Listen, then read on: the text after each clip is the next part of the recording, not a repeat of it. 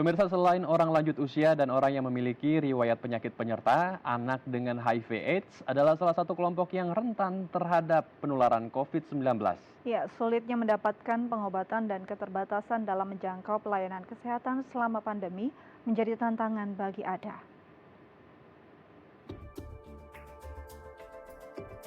Di masa pandemi COVID-19 seperti saat ini, ADHA atau anak dengan HIV/AIDS menjadi salah satu kelompok yang rentan terhadap virus corona atau COVID-19.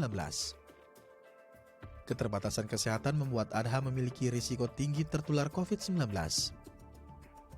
Selain khawatir karena rentan terpapar COVID-19 di masa pandemi, ADHA juga mengalami berbagai tantangan dalam mengakses layanan kesehatan. Terbatasnya jam operasional layanan khusus di rumah sakit membuat mereka kesulitan untuk mendapatkan obat. Tidak hanya itu, pandemi juga menghambat distribusi obat antiretroviral atau ARV yang dibutuhkan para ADHA. Menurut kelompok masyarakat sipil yang tergabung dalam koalisi peduli kelompok rentan korban COVID-19, ada sekitar 140.000 orang dengan HIV/AIDS di Indonesia yang terancam tidak mendapatkan layanan obat ARV secara cukup. Ya, untuk mengetahui seperti apa tantangan anak dengan HIV/AIDS dan bagaimana kita menjaga mereka dari penularan COVID-19, saat ini kami telah terhubung dengan Bapak Agus Siswanto selaku Ketua Umum Yayasan Vina Smart Era dan Vina Tarigar selaku Pembina Yayasan Vina Smart Era. Selamat pagi, apa kabar Pak Agus dan Bu Vina? Selamat pagi, baik kabarnya. Kabar baik ya. Baik. Semoga semua juga dalam keadaan sehat. Baik. Saya mau ke Pak Agus terlebih dulu. Pak Agus, ini bagaimana solusi alternatif bagi anak-anak dengan HIV/AIDS? Karena kan saat ini kita berada di tengah pandemi COVID-19 seperti sekarang ini. Apakah sulit untuk mengakses kesehatannya sendiri dan menjaga mereka dari paparan virus COVID-19? Ya, betul sekali. Saya kira kita semua sepakat ya, sepaham ya bahwa anak-anak binaan kita adalah anak-anak yang hidup dengan HIV sejak lahir. Mereka memang termasuk kelompok yang rentan. Itu di satu sisi. Di sisi lain sekarang ini mereka untuk mengakses ARV atau antiretroviral maksud saya itu memang nggak ada terlalu kesulitan. Masalahnya adalah jenjang rujukannya itulah yang harus berkali-kali. Jadi saya kasih contoh saja ya, salah satu anak kami gitu misalnya harus mengakses ARV, mereka harus mengambil rujukan pertama ke Puskesmas Tambora di sini. Dari Puskesmas Tambora kemudian harus ke RSUK Taman Sari. Nah, dari dua rujukan itu baru bisa mengambil obat ARV ke RSCM. Nah, sebetulnya keinginan kami itu kenapa jenjang rujukan ini tidak dipangkas gitu. Karena semakin sering mereka keluar, tadi kan semakin beresiko mereka kontak dengan banyak orang. Apalagi di pusat-pusat kesehatan, kita tahu kan banyak yang sakit, segala macam gitu. Jadi sebetulnya dalam kesempatan yang baik ini kami ingin menghimbau juga kepada pemerintah dalam hal ini Kementerian Kesehatan atau Dinas Kesehatan untuk bisa memangkas jenjang rujukan tadi gitu. Jadi rujukan barangkali cuma sekali atau dua kali. Itu satu hal ya. Hal kedua juga mereka harus mengambil ARV itu sebulan sekali. Gitu. Padahal dalam keadaan situasi darurat seperti ini harapan kami sebetulnya bisa 3 bulan sekali mereka dikasih obat gitu ya, untuk emergency lah gitu, menghindari dampak tadi karena kan mereka termasuk kelompok yang beresiko kontak dengan banyak orang di luar, kita nggak tahu yang mana yang positif, itu kekhawatiran kita. Saya kira itu dari saya.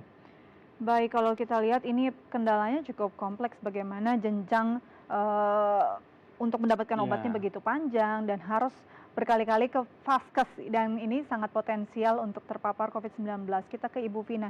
Ibu bagaimana mengedukasi para anak dan orang tua agar bisa tetap mematuhi protokol kesehatan dan amat sangat harus mungkin lebih protek terhadap dirinya karena sangat rentan terpapar. Ya, betul banget ya.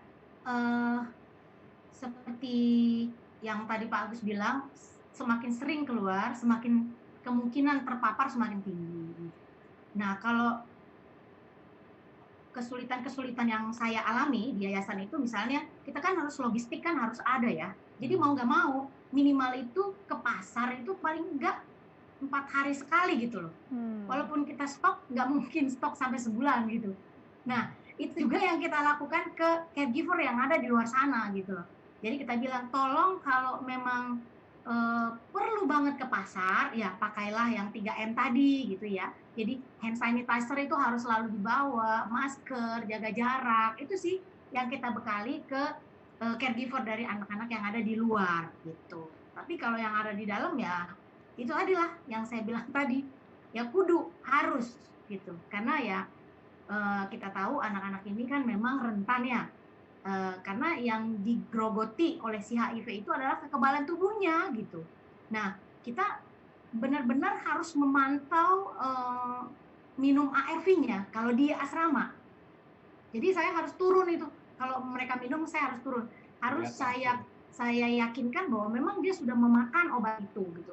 Yang itu yang pertama. Yang kedua, saya yakinkan nutrisi cukup untuk mereka gitu. Apalagi semasa pandemi ini mereka 3 kali saya kasih susu setiap hari seperti itu. Itu sih kendalanya.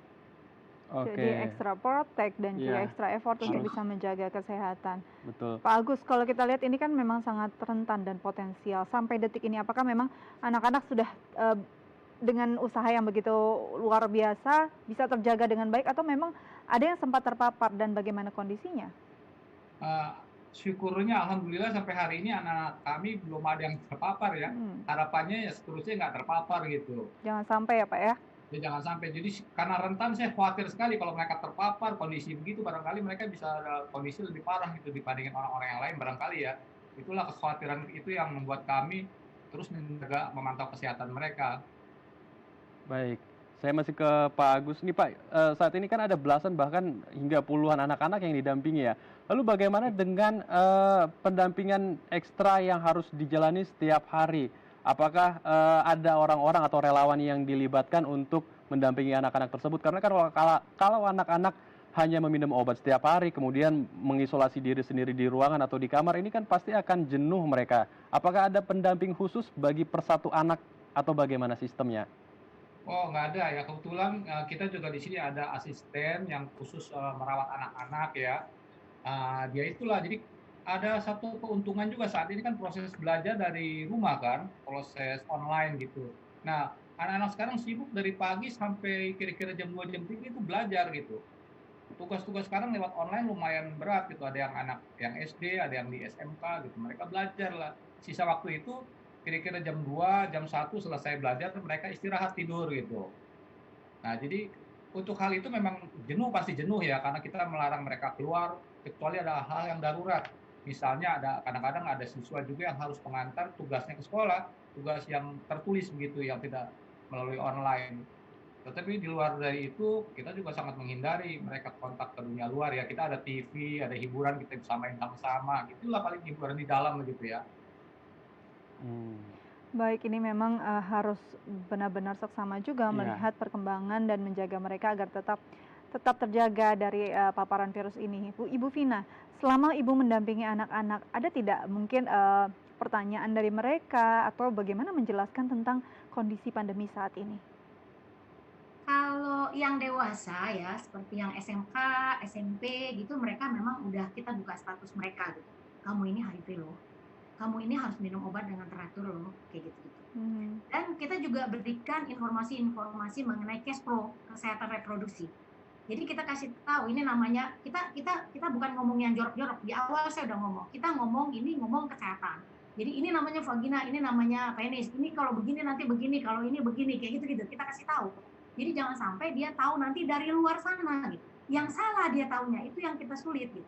Jadi kalau yang dewasa memang mereka tahu. Tapi kalau yang anak kecil ngomongnya gini, kalau yang umur 3-4 tahun ngomong gini, aku capek minum obat terus, ini obat apa sih gitu. Sekarang itu, terus jadi kita bilang, ini obat ini buat membom virus-virus yang ada dalam tubuh kamu gitu. Jadi kamu harus makan obat ini supaya kamu juga tetap cantik, supaya kamu juga sehat. Jadi si virus HIV-nya dibom sama obat ini, mati dia gitu aja paling. Jadi menyemangati dia gitu. Walaupun kadang-kadang dia, aku males, aku ini banyak alasan. Namanya anak kecil kadang-kadang dia ngomong apa yang nggak kita duga-duga gitu loh.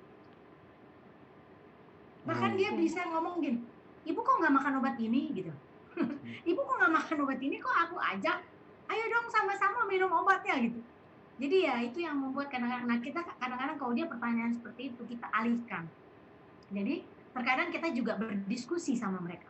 Berdiskusi misalnya dengan kejadian-kejadian ini, apa yang harus kita ambil atau apa yang harus kita petik dalam kondisi seperti ini, di rumah nggak bisa kemana-mana gitu. Nah anak-anak itu nanti akan berbicara, dia bilang, oh iya ya kita harus mendekatkan diri kita kepada Tuhan kayak gitu. Itu kan yang nggak kita duga gitu loh. Jadi segala kehidupan kita ini bukanlah milik kita pribadi tapi milik Tuhan. Tuhan yang menjadikan kita seperti ini, kita tugasnya menjaga tubuh kita. Salah satunya minum obat teratur, makan teratur, minum susu. Kadang-kadang anak-anak ini walaupun mereka udah dibilang SMK, kalau kita nggak pelototin minum susu, kadang-kadang nggak diminum. Jadi ya hal-hal yang itu memang buat kita kadang-kadang greget, tapi di samping itu kita merasa bahwa kita rupanya masih punya fungsi ya hidup ini. Jadi kita bersyukur, memang capek, tapi capeknya kita itu nggak bisa dibeli dan nggak bisa dijual. Ada kebahagiaan tersendiri yang kita rasakan, itu sih. Tapi saya kira kalau untuk buka status, biasanya kita berkolaborasi ya dengan psikolog nanti saat mereka memasuki usia-usia remaja, biasanya gitu. Oke, baik. Terima kasih Bu Vina dan Pak Gus telah berbagi inspirasi bersama kami. Tetap jaga kesehatan Anda dan selamat kembali beraktivitas. Terima kasih. Terima kasih Terima kembali. Bye. Baik pemirsa, sejenak kita akan menghadirkan informasi menarik dan inspiratif lainnya. Karena itu jangan kemana-mana, tetap bersama kami di Halo Indonesia.